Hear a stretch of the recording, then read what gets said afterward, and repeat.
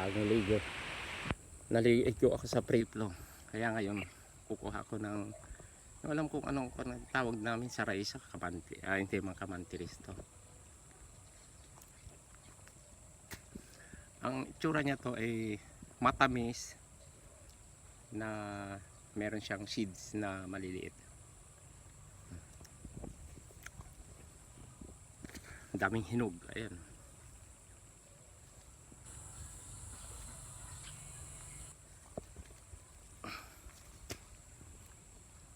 Tsaka malilim na yung puno niya. Maganda. Ayan.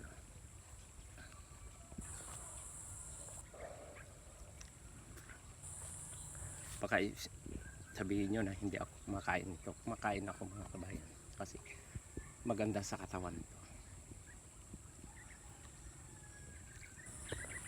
Ayun mga kabayan, maraming